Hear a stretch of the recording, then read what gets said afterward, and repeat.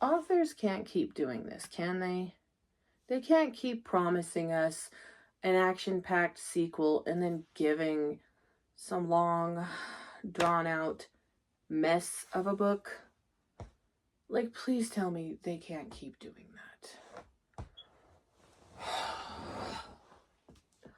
I'm reminded of a scene from the movie Zombie Strippers where the lead zombie, the best stripper, is starting to decay, and here comes a taller girl that thinks she's much hotter, and she's not even wearing a top. Zombie Strippers is an insane movie, but I think Zombie Strippers executed its themes. Executed them way better than Plead More Bodymore did. Yeah, apt title.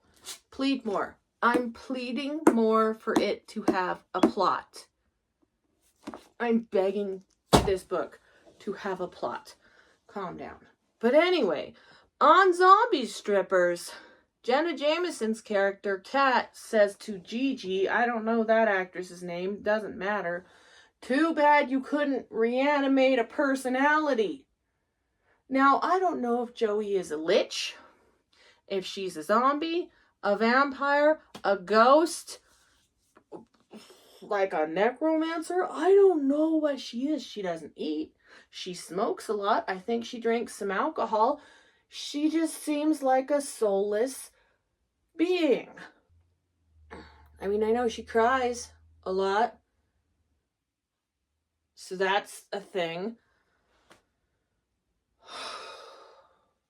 But I am literally so confused on what she is. So, I mean, other than annoying, there could have been something in this book, but it is word soup. It is thought soup, and there's 5 ingredients, and they all suck. And those ingredients are these 5 thoughts. I was abused by my dad, and it sucks that I didn't really realize he had died when I was in 3rd grade, because I could have been spending a lot of time not being abused by my dad. Man, it really sucks that Wayland is, being a jerk and running around killing people. That sucks. Hey, Jag, even though I'm giving you no real reason to stay with me, please stay with me, even though you could do better. Damn, Baltimore is stupid. I hate it. I hate it here so much. Fuck the police. Joey rings so hollow with the way she is. Let's get to the story, if you can even call it that, if there even is one, instead of, doing what they promised at the end and going off and finding all the people who have escaped Cave Mortem and going to, bring them back, because that was the deal, that Charon and Val were not going to eat their hearts or whatever if they went and did that, so they let him go. So Wayland's covered in blood, and they're there with Jag at Joey's house. Jag brought pizza and beer. They eat and drink a little of it. Joey knocks over a lamp. I think Wayland goes somewhere else for a while. Jag and Joey go back to his place to have sex. And they wake up. Jag's gone to work, I think. I don't know. Wayland calls. They go do something. I can't remember. They get in a bar fight. Somebody starts punching Joey's lights out. It's not very well described. It's like every single time there's action or something, Ian disrupts the plot to start just yammering on about some nonsense and some business that, what the fuck is the point? There's a bunch of blood and murder. Wayland kills somebody again. He's going in chapter 1. I just skimmed over it to try and see what I missed. And he's talking about all the people he killed. And Joey's enabling him, saying, oh, they probably deserved it. He's like, what about that couple from Virginia? Did they deserve it? Well, they probably kicked puppies, or whatever her rationalization is. Anyway, big old bar fight. Here comes Charon and Val, and they eat the guy's hearts. I think they go back to the same bar later because Joey has a bunch of rage that she really is trying to control because she wants to hurt Jag and she wants to just hurt little kids. And everyone that's near her, she wants to hurt, but like she can't fight. She's always getting her ass handed to her. But before they go back to the bar to try and get Joey a fetish, which usually means like, I don't know, like, hey, me, my fetish, middle-aged brown-eyed men. There's one, but no. A fetish apparently means something else in this low-rent Dante's Inferno. This reads like, I read Dante's Inferno in college. Now I am very smart. Yeah, well, I read Hamlet in college, and I'm still dumb as fuck.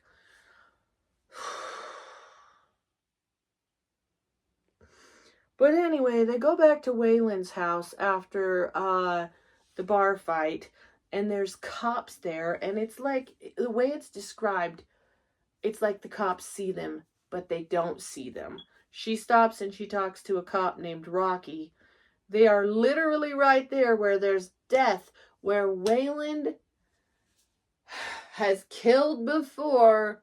I don't know if he looks different or what, because they kept saying during that thing that Joey looks different. Not really expanded upon, but what are you going to do? And then they go back to Waylon's house, and here comes a man that's on fire. And he's trying to kill Joey. And Waylon once again saves the day by stabbing him in the neck again and again and again, because we can't kill precious Joey. She can't fight for shit, but whatever. And then Waylon's house is burnt down and he just disappears. Like, his parents see him.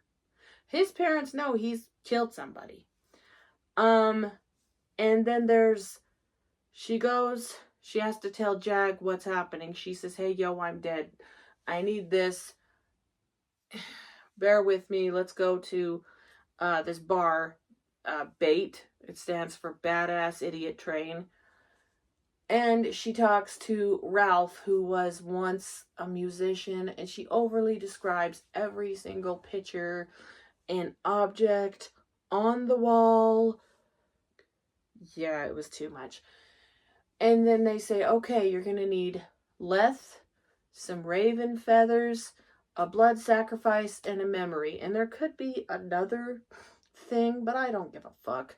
She has to go to Cave Mortem for some Leth, which is water that runs in the underworld. And Soul doesn't want to help her. Soul doesn't want to talk to her at all. She's kind of annoyed that she's back here for, what, the third fucking time. And she's just like, I just want to do my damn job. Will you stop? Stop with, I'm not dead, I'm fine. She brings Jag down there. And, you know, in the first book, I could be wrong, but I don't think I am. Because she plays it at the end of all of her YouTube videos. So that shit is in my brain. In the first book,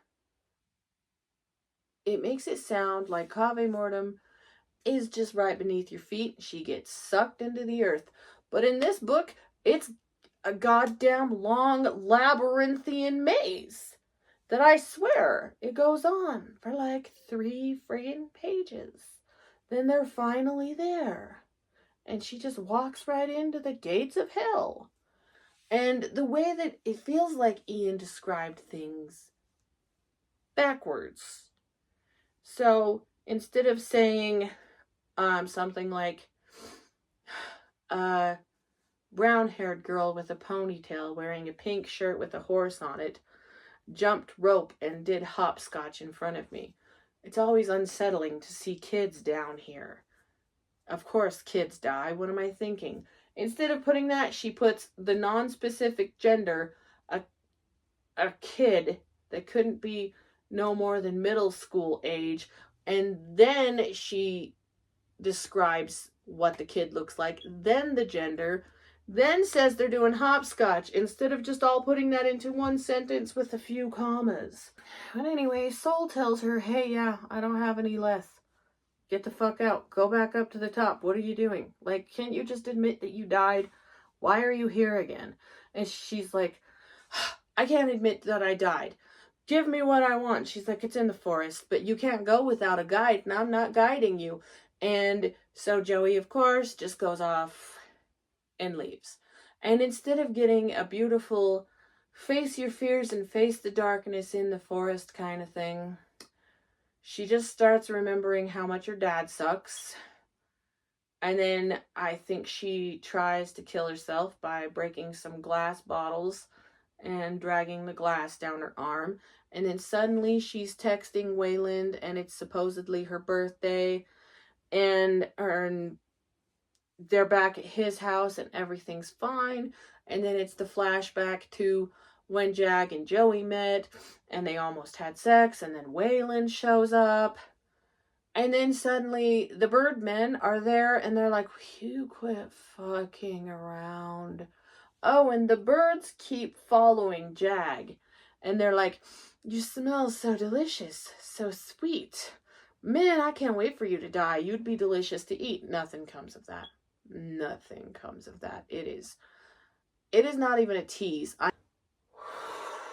So, they go back up. They've got the left. Sharon or Val, I can't remember which one, gives them feathers. And then she goes back, and Wayland has broken into Jag's apartment and stole a gun, and there's blood everywhere. And then Rocky comes over. Small complaint. When there's a question, when it's, what are you doing here? I say, it's no. It's, I ask.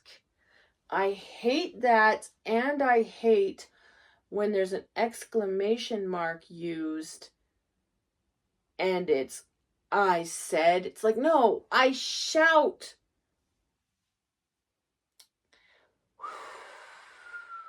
Not everything has to be say, said, or otherwise. People ask questions. People shout. If you're going to murmur and you're going to whisper, can you ask and can you shout? Okay, moving right along. The cop comes over, and the cop's really trying to be a nice cop, and Joey's over here like, yeah, whatever, fuck the police. And I'm really not seeing the fuck the police aspect in the character of Rocky.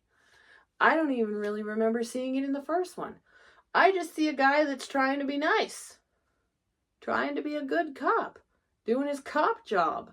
Because later, after they have to go and stay at Wayland's mom's house, she leaves to go get the precious memory from Wayland's house. Did I say Wayland's mom's house? I meant Jag's mom's house. So Wayland's burnt down house. She goes in and she knows exactly what she's looking for. She's got a picture of them together. And then there's a ring.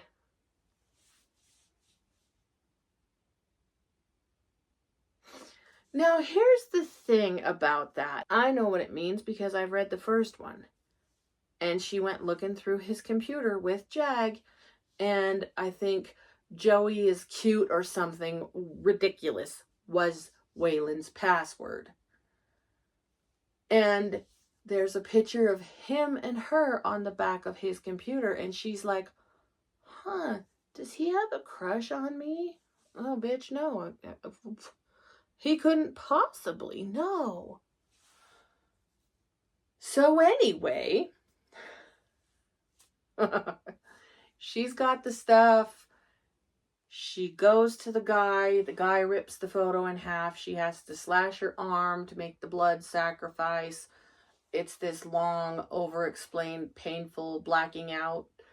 A lot of the same movements, bouncing her foot, chewing on a cigarette, flicking her hair again and again. And I know as people, we repeat our same movements. I'm a nose tapper when I get nervous. I've probably done it 1,000 times in this thing.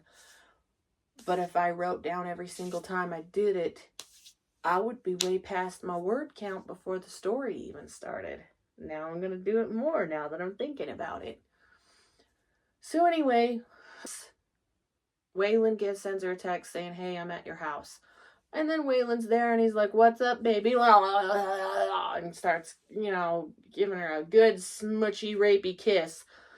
And she's just like, no, what the hell? And then now that ring makes sense. And the thing is, she's here like, I never noticed. How fucking dumb can you be? Sorry to be rude, but like, really, how dumb can you be that you never noticed?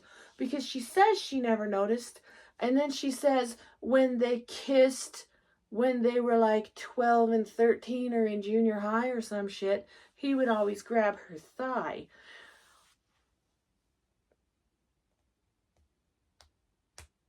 And why? Why did he want to propose? Nothing is fleshed out. Nothing. This book is a pizza cutter. All edge and no point. So anyway, Jag knocks him down, starts wailing on him, and Waylon's like, you know what? I got a gun. And then unclear. A blast goes off. I guess Joey gets in front of it. And that's why I'm asking, is she a lich? Is she a zombie? Is she a vampire? Is she some sort of necromanced thing? Is she shot? Fuck, I don't know. She stops right in the middle of like the whole action scene of Waylon pulling a gun on Jag and shooting at him to talk about life, death, the cruelty of humanity and the whole thing. And I'm just like, shut up. Shut the fuck up. Then she convinces Jag, hey, yo, I need to go. I need to go with Waylon. And he says, fine, but we need to talk. They never talk. They never talk about anything. Waylon cries some tears and says, I just need to go back to Cave Mortem. Take me, please, Joey. And so she takes him. Then she dilly-dallies. And then the Birdmen are there.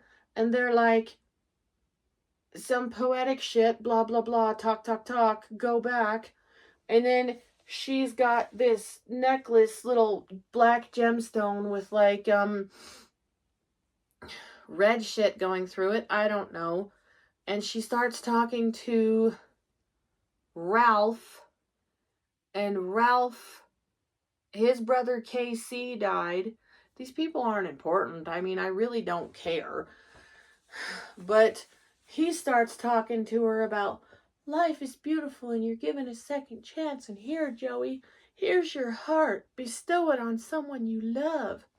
And so she goes and she gives it to Jag. Even though she was told, hey, yo, if you die, he's gonna die too. Where was the ghost hunting? Where was anything but a long, stupid, fucking thesis about life, death, and the whole bit, and how Joey has just been so picked on, and how her dad was abusive. Whatever dark, creepy thing Ian was trying to create, it didn't happen. Nothing burger with nothing sauce, and not even the tasty nothing sauce. Ah, God, 2 out of 5 stars. It's closer to a 1 than a 3. It's not stream of consciousness. It's stream of ADHD. Now, you can have a horror movie with themes in it. Anyway, I don't think I'm going to read Plead More Bodymore, especially if we're just going to get treated to another soap opera.